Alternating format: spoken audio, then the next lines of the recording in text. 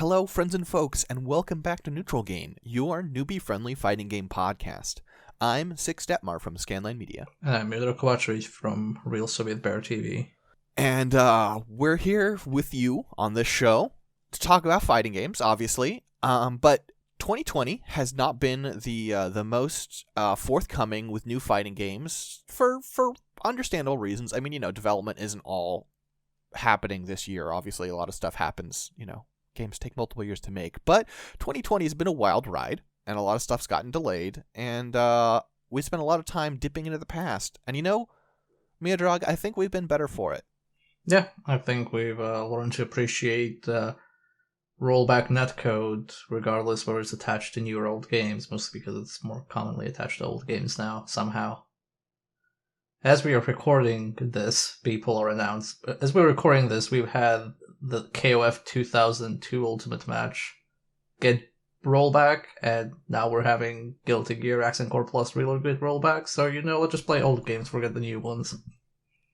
If they added rollback to KOF 13 on PC, really? That would be love. What? Did they? Or no, if they did. If they did. Oh, yeah, I was like, how did I not hear about that? I'd be all over it. That game rules. If Under Night got rollback, oof, I'd be all over that. I can't even get a good connection with like other European people. It's like I had a better connection playing that by hosting Parsec than actually hosting a match. I mean, I play a heavily fan modified version of Melty Blood that has rollback. I should get into that. Melty Blood's really good. Anyway, we're here to talk about another game with rollback. Sorry to go off topic. Yes, we are. Well, it's not. It doesn't have rollback by default. We just happen to use some. We used Fightcade, so we got that benefit. This is the Neo Geo release, 1996, by ADK, Ninja Masters Hao Ninpo Cho, also known as Ninja Mess or Ninja Mass. Yes, or maybe in Japan it's just known as Hao Ninpo Cho. Maybe they're just all about those ninja scrolls. Maybe. What do you think? Maybe Ninja Scroll was a good anime. I haven't seen it in a while. Was it? I remember it. I remember it being very horny. Is all I remember. I mean, look, old school anime. You take what you can get. Like it's like how everybody remembers Elfen Lied being good, but that was like horny as hell. And it actually wasn't good. Okay, anyway. Not the point. So Ninja Masters, Ninja Mas, whatever you want to call it, is a 2D fighting game, as we say, Neo Geo, and you will not be too surprised to learn that it's mostly about ninja fighting. There are a few, there are samurai and thieves, and undead, I guess? I think this game equates Ronin or Masterless Samurai to ninja or whatever. I assume the entire cast is technically some sort of ninjas, just so the less stealthy variety. And monks. I think the old man is like a Korean exorcist, but everybody else is like failed monk, failed mercenary, failed ninja in some capacity, or successful ninja. Yeah, not all complete failures. Some of them are the best of the best in the business. And so here's a thing that I am not privy to. This just to from my perspective, in the Real Soviet Bear Discord, this just kind of popped up. What happened? How did this suddenly slide to the forefront? So, every year I do most years I do this thing called December, where I stream or play fighting games for a month and show them off. And last year somebody suggested, specifically a friend called Necrotext, suggested Ninja Masters. And I was like, yeah, sure, I'll try that. And I thought it was neat, but didn't really dwell on it. And then everybody was kind of playing fighting games, and this year in the Discord, we were playing some Street Fighter, playing some Grand Blue, and people got kind of sick with the netcodes and the bad net play, especially now because you can't really hang out in person with people, so net play is all you have. So we started messing around with Fightcade more, and to avoid the issue of, let's get into Garo or Third Strike where people are really into it, and the game is already not really solved, but if you play with somebody, they're probably really damn good. We decided, like, let's dig a bit and see what we can find that, doesn't have a lot of documentation, doesn't have a lot of tournament footage, doesn't have a big scene, but is actually good, and then play that.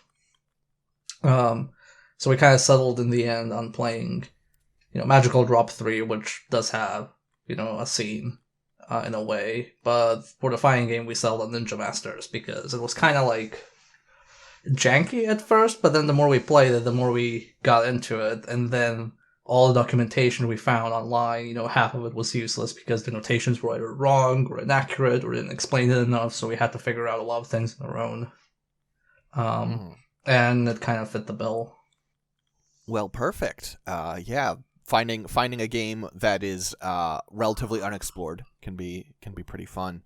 And it seems like a real shame that this one didn't get more attention, because especially for when it was released, there are a lot of really cool ideas in this game.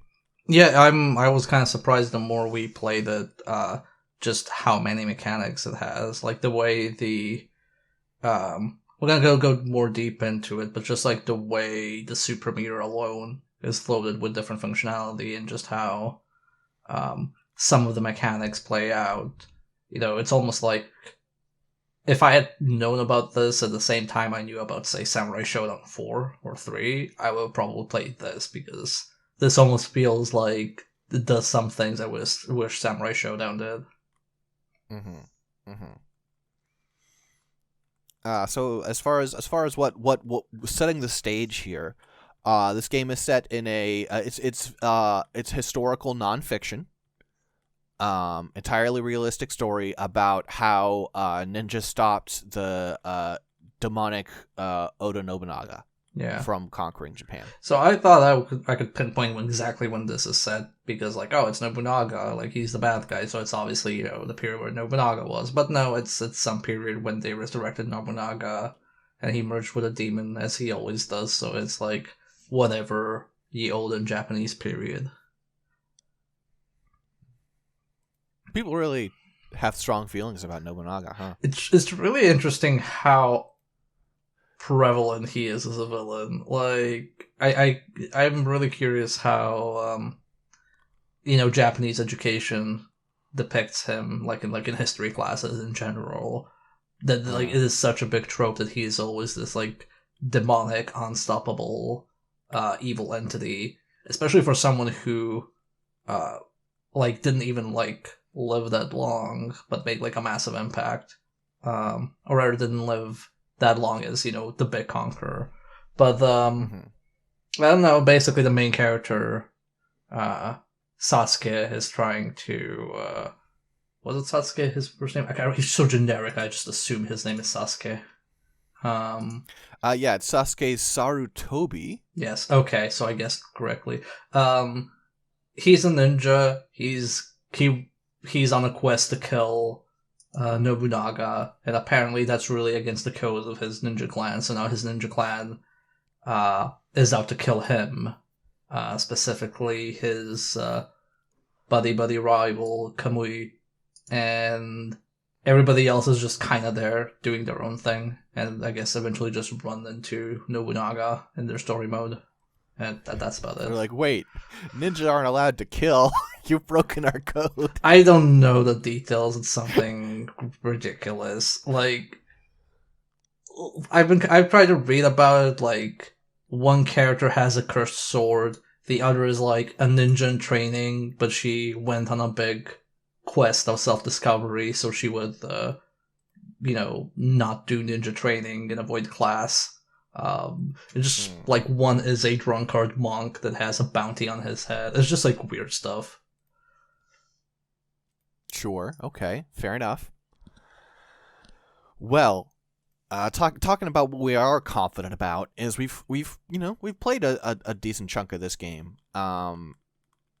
Obviously, the disclaimer of we've spent a couple of you've spent more time than I have, but even I have actually spent a little time in between our sessions now. It has hooked me enough. So we have invested some time. We're not complete experts, but fortunately, it doesn't seem like very many people are. Well, except this one listener listening to us already preparing a response. But sure, yeah, of course. yeah. I'd say I'm slowly getting the hang of it. Like, this is a very much a learning experience for me. But I feel like I'm winning more than not versus most people, but I definitely don't understand the full repertoire I have at my disposal. I'm sure that has nothing to do with you picking a top tier. So this is a 2D fighting game. It does a mix of like hand-to-hand and weapon combat. You can press B and C at any time to draw or holster your weapon. I guess sheath, because it's not a gun. Well, one of them is a gun. But and when your weapon is out versus, put away, changes your normals, sometimes gives you new specials, but also can interfere with other moves. There are moves you can only do without a weapon in your hand and stuff. So some characters are really focused on having a weapon out, some are not, and some are sort of like, well, listen, you got to know the time and place, right? Yeah, and there are some interesting options where certain characters can throw their weapon as a projectile. Some weapons, when you pull them out, they also do an attack, so you can kind of counter hit somebody with a weapon draw and then continue using that weapon immediately. And there's a few other details, like if you win the round or lose the round with your weapon out, or your weapon holster, like the game remembers which state you're in. So like if you have your weapon out, then you continue the next round with your weapon out. But you can also disarm the opponent by getting them dizzied, and then their weapon will fall out. And which is a lot less punishing than Samurai Showdown, where it's so easy to get disarmed. In this game, it's usually, if you get disarmed in this game, it's because you're already getting your ass kicked. Yeah, I think it also helps that in Samurai Showdown you don't really have, like, very few characters have a set of moves that is good unarmed. Like, there are some characters who are like, yeah, if they're disarmed, they actually have, options. But in this game, I feel, some characters might be better or worse with weapons out, but even if they lose their weapon, they still have a lot of decent options to hold their ground. So as far as one of the other things that's interesting is the combo system in this game. I think we're a little divided on how to refer to it. It has a lot of quick buffer friendly strings. You're thinking of them as auto combos. To me, they seem more like Street Fighter target combos, I think. That might be I think you might be more accurate in how the term is for it, because it's not like you press one button and you get a combo. But I think the buffering is and the input is much more lenient than target combos, at least from what I've seen target combos in Street Fighter V. Because in this one, if a target combo is, say, BBA, I can actually press both B and A simultaneously at the same time 3 times, and the game will default to the target combo. It's not super precise, and you can also buffer it. So that's true. I mean, I haven't had as much experience with 5, but at least in Street Fighter 4, in that instance, you could just rapidly hit BBA and it'll come out. It'll hold the input, but I don't know about hitting a B and A macro and having it happen. Yeah, it's definitely much easier, or at least I played a bit of 4. I think it's much easier in this one to do the target combo. I'd almost say that it's too easy, in the sense of you can sometimes get locked into it without intending it, so it does take some getting used to. It's not really orthodox as far as fighting games go. And then a lot of the other stuff that's interesting is a lot of the meter gameplay that you've got going on here. I think I did the least with the meter, so this section I'm kind of going to defer to you, because I spent less time with the game. I spent a lot of time switching around trying to figure out what character worked for me, and didn't get very far into the meter game. Yeah, so I didn't get too much usage out of the meter, simply because a lot of the inputs are ridiculous pretzel motions that I hate. Like, not all of them, but at least for the characters I played. Um, Plus, also the supers themselves are very, very punishable, like both on startup and recovery. It's very strange how much effort they require. But you have a meter, and the meter has 4 segments, and how it works is, you can press, if your meter's full, you can press A, B, and C, and your character will enter this hyper state. And that hyper state will, like, your character will flash blue. They'll do a little like mini blast wave that can hit your opponent. It's not really a burst because you can't like do it when you're being comboed, but you can do it as kind of reversal. And you can gold burst with it. Yeah, and while you're in this state, I think like you have access to anything a super meter can do. So that's kind of like your Joker card.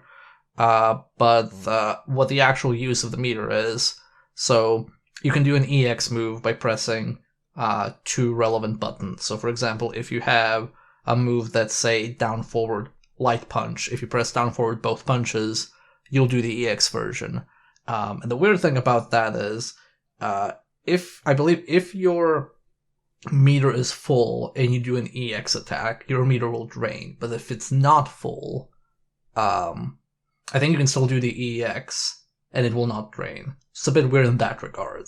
And then you have Super Combo, which is a sequence of, it's a combo string where when you do that, your character does a Super Combo if your meter's full.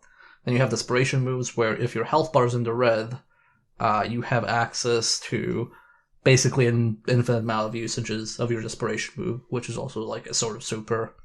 And then you have Finishers, which you can do when your opponent is in the red. So if their health is in the red, you can do that move and I think instantly kill them. And all of these you can all these meter requirements you can bypass by just being in hyper mode. So then you can do any of these special usages. And what's also interesting is if you enter hyper mode and say you finished a round, and because when you're in hyper mode, your meter slowly drains. If it drains, say, halfway through and a new round starts, it continues draining. So it doesn't reset your burst state or hyper state or remove your meter. It just literally continues where it left off. Yeah, which is, I don't think I've ever seen that particular implementation before. Like, I've seen people be like, we'll refund you or we'll take it away, but like, oh no, just pick up in the middle of your hyper mode is a weird one.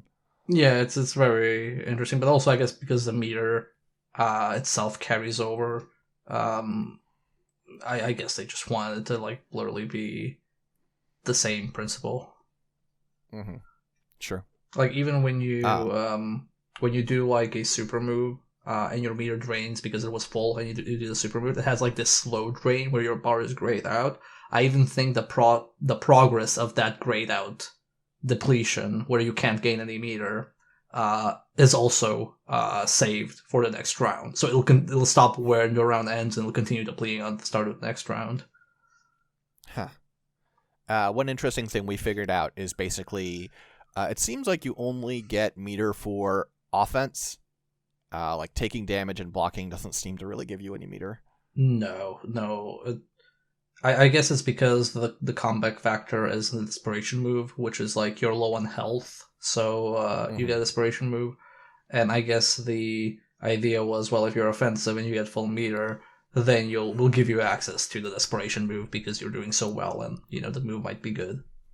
Sure. Then also there are throws in this game, but they don't hit anybody crouching, and so there's a command. Everybody has a command throw of some sort for dealing with crouchers, and there's no throw teching in this game, which is happens a lot in older games, but I feel like throws are good enough in this game that it really could have used that. Yeah, I'd say like I can deal with a game having bad supers or like some bad inputs, because usually you can either learn the input or the move might not be that essential, or you can play a different character. But not having throw tech in this, is like feels actively harmful. It's basically like who will nail the throw first, and if you're not confident you can nail the throw first, then you have to resort to poking out the opponent instead of like trying to contest the throw. Mm-hmm. Yeah, there were a lot of early matches where the only reason I was competitive was because of throw. Yeah, because there's also air throws in the game. I think everybody has an air throw. So you end up in a situation where you try to like you have this air to air where both players try to throw, and I don't know if it's the hitboxes or the timings. It's different. It's very hard for me to actually tell what's happening, but I will lose a lot of throws, and then instead of getting my ass kicked the entire time and just getting my face slammed into the ground, I had to resort to just playing it safe and either not jumping, or when I'm jumping, just trying to do air normals that hit before a throw would. Yeah, you got very good at that. And then there's so when it comes to opening people up, it's got the classic, highs and lows. But this is not as much like overheads are a thing in this game, but they're not as much of what you're looking out for. You're worried about lows in this game. Yeah. Yeah, it's kind of like more of a Tekken dynamic where lows are the tricky thing that they can get you, whereas the overheads are fairly easy to defend against. And it's pretty confusing because there were a lot of cases where I'd do a low that would hit an opponent and it doesn't look like it would hit, and I would do an overhead in that situation, like against a crouching enemy, and the overhead just doesn't do anything, whereas like the low would go through.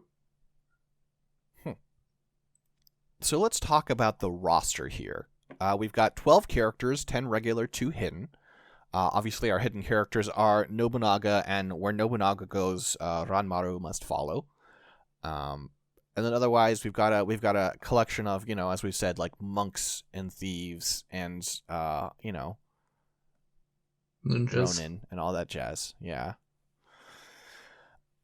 So I feel like they were actually we didn't end up trying, at least during the time we played together. We didn't mess with the secret characters, Nobunaga and Ranmaru.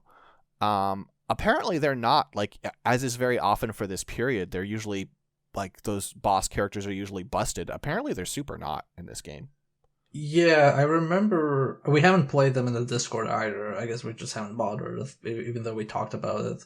But I even think like Nobunaga has some weird quirk where like he either like can't block lows or he doesn't have any lows. He has something like that sounds really debilitating as a drawback. But he has like other options instead. Yeah, I'm looking at a tier list, and I'll do a reveal later as far as that tier list. But Ranmaru it's S, A plus A, B, C. And obviously this is subjective, but I was able to find a couple of examples, and most of them looked basically like this. And Ranmaru's A and Nobunaga's B, so neither of them are crazy good. They seem pretty middle of the road to Nobunaga, a little bad actually. Was my character actually top tier? Oh yes. Oh fuck. So oh yeah, Kasumi was S tier. I didn't realize that. I didn't realize that when I picked her. I was just like, cute Bishoujo ninja with a Kusarigama seems fun. I mean, sure. Listen. One of the characters I played turns out was top tier and considered better than Kasumi. So, it wasn't Ryga. Yeah, I'm not surprised. I'd be surprised if Ryga was even on the list. Ryga's C tier. Ryga's considered the worst character in the game. So, you played a bunch of Kasumi. Tell me about Kasumi. Kasumi is this spry young lady ninja who's out there doing her best, and she believes in everybody doing their best as well, as evidenced by her win quote, where she always says, "Don't give up, try harder." And she's a very weird, like, hybrid of rushdown and keep away. So she doesn't have any projectiles, and when she's unarmed, she's very, rush down in your face combo gameplay, and she has like a lot of overhead options, rec options, juggle options, uh, wall jumps, including charged full screen wall jumps, which can like double cross up your opponent. It's really weird. Um, but when she pulls out her weapon, which is, it's not even like a Kusarigama because it's not a sickle, it's like a sword at the end instead of a sickle. So I think you call it Wakizashi Gama or something. Kusari Wakizashi, whatever. Um, and when she has that out, she basically gains, it's a rope. She has ranged options, and she has pretty good ranged options. They actually remind me a lot of Hakumen's normals in terms of pokes.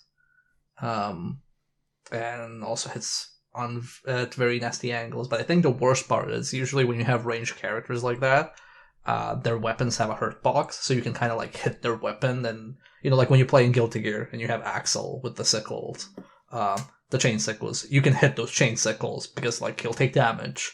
Kasumi apparently doesn't, from like the testing I've done, from the testing I've seen in the Discord. Which is frankly ridiculous. But yeah, she's pretty fun to play. Yeah, she seems quite strong, and she can be very annoying under certain circumstances. That rope is really it's really merciless. The rope is pretty good to like put your opponent in their place. Like if it's not like you just use the rope, but I think like if you feel like you're under a lot of pressure and you switch to a rope and you keep nailing the normals, like in the distance, the opponent needs to start respecting you, and then you kind of, go back to neutral where you have like the morale advantage, rather. No, the moral advantage. You're a better person. You are. Another thing that's interesting, just this is not much of a detail, but if you look at like the character portraits and stuff, the art style is very much like 80s 90s like shonen, right? Like everybody has like small eyes and like lots of muscles, and they're all like growling at the player basically, except for Kasumi, whose eyes are literally 5 times bigger than anyone else's, and she's just doing like a puppy face. She is so happy to be here. She's like, she got isekai'd in the wrong damn like game. She was like some happy-go-lucky ninja and then died and got isekai'd in this grim dark universe. Like, even if you compare it to the other female character, Natsume, like Natsume looks like, like, I don't know, a secondary character from Cowboy Bebop or something. Like that's her like drawing style. Are you ready for the biggest shocker? Is she higher tier than Kasumi? So Kasumi is is third in the list of high tier. Okay. So, the highest tier character in the game is the gun-wielding thief Goemon, which nobody could figure out in the Discord. Like no, he seemed terrible. Everybody who tried him was like, this character seems terrible, and I think even our friend Ivy said like she initially thought she didn't like the game because she tried with Goemon, and then she switched characters and was like, oh, actually I do like this game, it's just Goemon who sucks.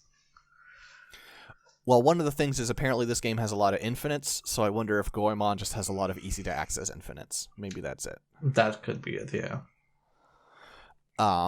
So the 2 characters I played are at the extremes. I played Natsume, who is also a top-tier character in the game, and I played Ryga, who's the worst. I guess I'll talk about Natsume first. Natsume is your mandatory big titty ninja. She really is. She has like some like a lot of like flurry attacks. She does like a flurry of punches. She does like a flurry of kicks. She has like a little like hand blade she pulls out and can throw and also catch, which I learned later is you can throw it, and then as it boomerangs back to you, you don't have to wait for it to hit the ground. You can snatch it out of the air. Ooh. She's good. She's pretty straightforward, and she just seems like strong. She's got long limbs. She hits hard, and she's got decent mobility. Yeah, She's fun. yeah. I played against her a lot because she was a semi-popular pick in the server, and yeah, if you're not paying attention, she can just like rush you down. I think even worse than Kasumi. Mm-hmm. Yeah. Yeah, very strong character. And I think ultimately in the future I will end up playing her mostly because I like Ryga a lot, but Ryga is a exercise in frustration. So I could just tell it by like seeing you play Ryga. I was just like, this looks like a nightmare to do anything. so Ryga is a huge shirtless man with a big knife. Whoa, whoa, whoa, And I whoa! love so much. He has a shirt. It's a mesh shirt. You're right. He's shirtless in the character select, but he puts on a mesh shirt for the for the match. My bad. And he doesn't have any tools that don't suck. He has a projectile that goes like a third of the screen, maybe a fourth. And it sucks. Your whip on Kasumi has better range than my projectile. It's pretty bad. He has no anti-airs of any form. Not a single one. He's nothing. He has like a charge attack that turns into like a rushing series of elbows, which seems like decently good, except for of course it's unbelievably unsafe. He has a 360 command throw, probably his best move, I guess I would say. And then he has two different like moves where he either rolls forward or does like a short hop forward and then does a throw. It's a very long animation, and if at any point the other person hits light punch, nothing happens. Yeah, I almost wonder whether like the intent with that is like, okay, you're like a semi-grappler and you intimidate them, and when they're intimidated, then you go for the long animation because they know what to do. But the animation is so long, you can just like down jab, and that's it. Like the entire input is gone. Doesn't do anything. Mm-hmm. And like, there's nothing to be scared of with Ryga. That kind of gets in the way. I'd say the meat cleaver normals are pretty damaging if they hit. That's true. That's true. If he gets hits in with those weapon normals, they hit very hard. Yeah, I'd say his damage is scary. It's just that he doesn't have many opportunities to deal damage. Mm-hmm. One of the things I figured out after a decent amount of time with Ryga is when it came to like in the air, I had to if I was going to do an air to air, I had to jump first. I had to realize that the other person was about to jump and hit my normal before they'd left the ground, or I would lose the exchange. And that's not a great feeling. Yeah.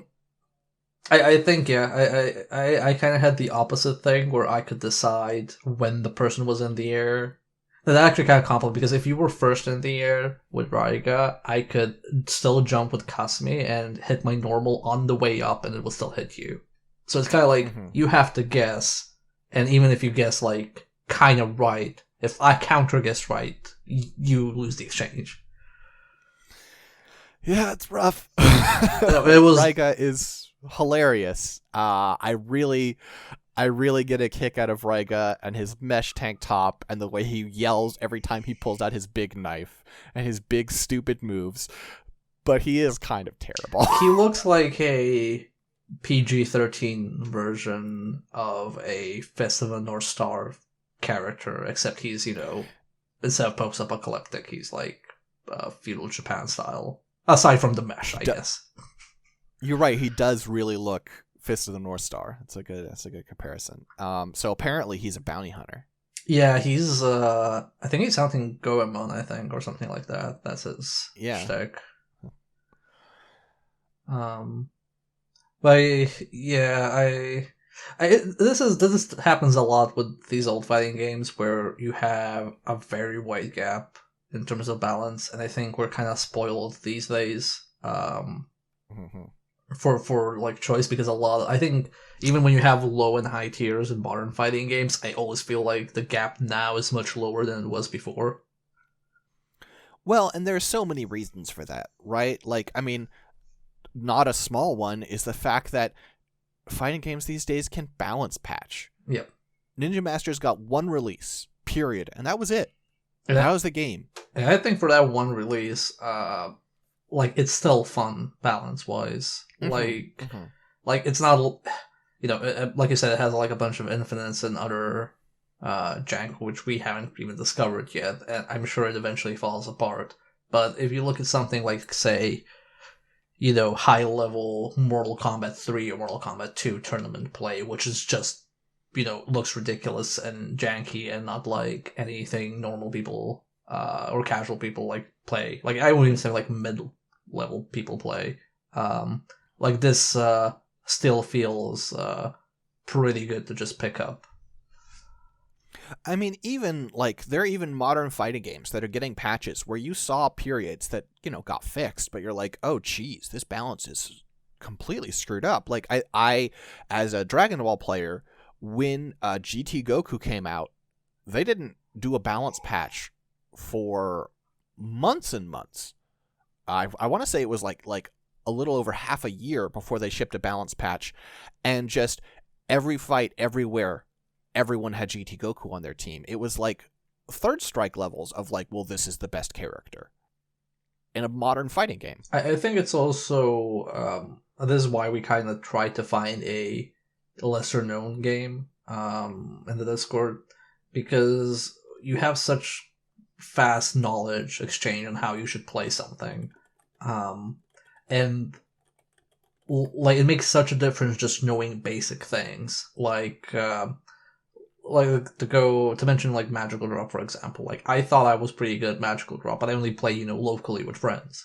And then when I went to MagFest, I met other people who played a lot, and I would lose to somebody, and then I would leave the cabinet and then would watch them play, and I would see them do a very basic thing I wasn't aware of in the game. Like I wasn't aware how the advantage of pulling down your board. And I was like, oh, okay, I get it now. And I applied that knowledge, and that immediately upped my gameplay significantly. And when you have that in fighting games, when you have access to, to infinites, to strategies, you look at Twitter and somebody posts a combo, or what you can do with some of your interactions. Like that's very valuable. So when you find something that's not super known, and you're kind of just figuring things out on your own, it's a much slower process, and I think it also lets you enjoy something at a much more slower and easier pace. Yeah, I definitely think there's a lot of benefit to playing these games that are not as understood, because there are a lot especially in this period with the Neo Geo and stuff. There were so many fighting games released that, just as a numbers game, some really good games didn't get the attention that I'm not going to say necessarily they deserve, but they merit, Yeah, I definitely think this is... I'm surprised that I don't know more about this game. This is definitely one of those things where, I've heard people, mention stuff like World Heroes and various other Capcom games, or SNK games. I've never heard this mentioned until last year, and I'm kind of surprised, especially because, I like to think of myself as somebody who, even if I don't play certain fighting games, I'm kind of informed about them, so I'm kind of surprised that this isn't even mentioned anywhere, because, it's not like, The Second Coming, or the unsung hero of FGC, but it's, really good. It's good enough that I would expect more people to play it. Mm-hmm. Just a fun, really weird note on this Wikipedia page for Ninja Masters. Did you know that that Natsume is in the hack of Streets of Rage 2 called Girls Paradise? No, I did where not. every sprite is replaced with just a girl from another game. No, I did not. Why didn't I put? I don't know. Why did they not put in Kasumi? I don't know. But they did. I mean, it seems like they went for characters from all different games. So it seems like Natsume is the Ninja Masters rep. I'm looking at this list of characters. It is of widely varying quality. And the latest release was like this March, so they've been going for it. But like there's Chun-Li, there's Double from Skullgirls, there's Roll from Mega Man, there's Vanessa from KOF, Poison, BB Hood. This is just kind of all over the place. Wait. Does it have Morrigan? No, it does not. Wow. The one crappy sprite I expect to see everywhere, and I don't see it here. The double sprite they used is pretty god-awful. Yeah, I can't explain why this exists. Okay. Especially, like, why are you working on this in 2020? Well, there was a resurgence of Mega Drive or Genesis modding with the release of the Sega, what do you call it, Genesis pack or whatever, and on Steam, because they had mod workshop support. So you can download stuff like Bubsy and Sonic 2. Sure, but like, is it really? Listen, if I don't mean to insult the creator of Streets of Rage 2 Girls Paradise, but I really think in 2020 you should probably find something better to do with your time than modding in like bad sprites of girls in thongs into Streets of Rage 2. Well, I'm gonna tell you right now.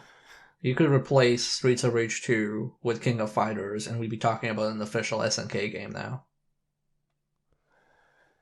Which is SNK reference. Yeah. All right. Fair enough. Maybe. I'll just. We'll cover. You heard it here first. We're covering SNK. We're not doing that. I don't want to do that. Please don't make me do that. I don't want to play the game either. No, I'm good. If it does have Skullomania, but there's a limit to these things. Anyway, closing thoughts on Ninja Masters. Would you play it? More of it? Yeah, of course. I would love to play more of it. What I would really love is if there was a hack of it, Ninja Masters Girls Paradise. No, but like actually, I know this is never going to happen, but I would love to see someone like legitimately hack this game and just like add in throw teching and modify some inputs. And this game, I would play this game all the damn time. That's great. Yeah, I think like if this had throw teching, it would be like 40% better than it is. Mm-hmm. But at least there's fallback for throw teching, which is I guess just punch before you get thrown. Depends on the character, friend. Well, some of us don't have the range. Well, you have to play a functional character first. That's one of the requirements. But yeah. You gonna be playing more of this? Yeah, I'm definitely gonna play more of this. I'm probably gonna play the.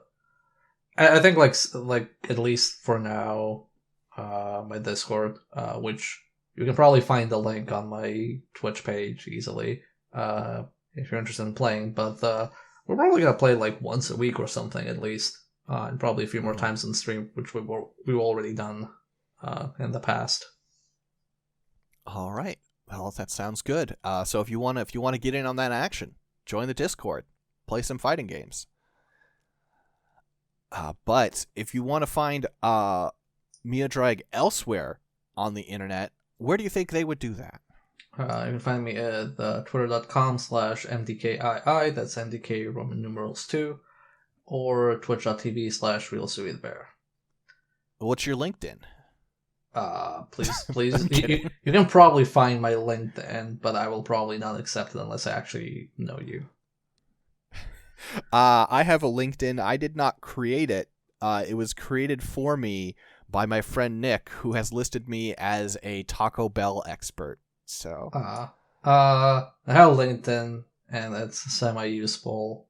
But I think it depends on the industry. Like, it's just for tech and software and IT, it's pretty useful. For a lot of other things, not so much. Mm-hmm. So I am Sixdettmar. I'm on Twitter at Sixdettmar, SIXDETTMAR, and my work can be found at scanlinemedia.com or patreon.com/scanlinemedia. And I think that's it for us. Until next time, folks. Bye-bye. Peace out.